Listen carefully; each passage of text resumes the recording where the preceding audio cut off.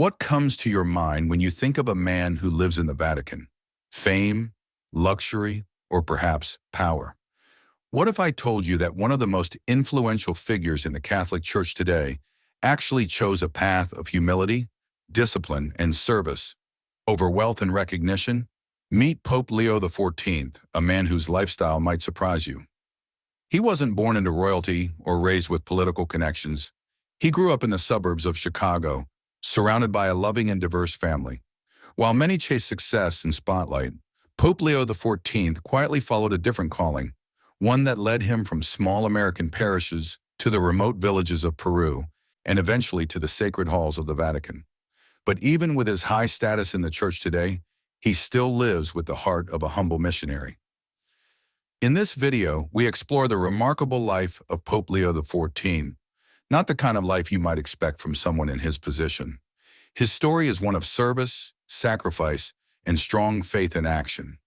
If you like this video, don't forget to like, share, and subscribe to Scripture Wisdom for more inspiring stories like this. Pope Leo XIV was born on September 14, 1955, in Chicago, Illinois. From the beginning, his life was shaped by a rich cultural background. His mother, Mildred, came from a Creole heritage with roots in New Orleans, and his father, Louis, was a decorated World War II veteran and a respected educator. Growing up in a diverse and value-driven household, Pope Leo XIV learned early about service, family, and faith. He wasn't born a saint or a genius. He was like many of us, playing with his brothers, singing in the church choir, and serving as an altar boy. But even at a young age, there were signs that he was different. He didn't just attend Mass, he acted it out at home, pretending to be a priest. For some, this would be a childhood phase. For Pope Leo XIV, it was the beginning of a lifelong journey. Pope Leo XIV's academic path began at St. Augustine Seminary High School. There, he wasn't just a good student, he was exceptional. He consistently made the honor roll, was a student leader, and even edited the school's yearbook. But what set him apart wasn't just his grades, it was his quiet discipline and sense of purpose. He later earned a degree in mathematics from Villanova University, followed by a Master of Divinity and a doctorate in canon law from top Catholic institutions.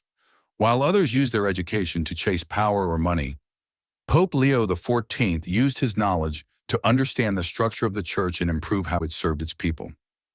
For example, while studying in Rome, he didn't just learn the law, he focused on how local leaders within the church could serve better.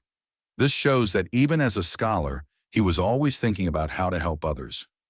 In 1977, Pope Leo XIV made a life-changing decision. He joined the Order of St. Augustine, taking vows of poverty, chastity, and obedience. He wasn't forced into it, he chose it. Many dream of comfort, travel, and a good salary.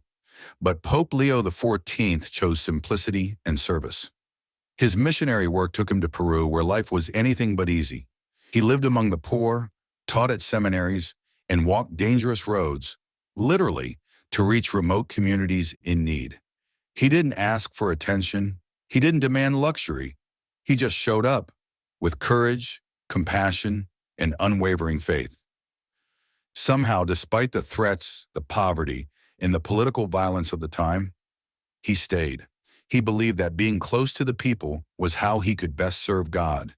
He even helped Venezuelan refugees who were being discriminated against, showing us what it truly means to love your neighbor.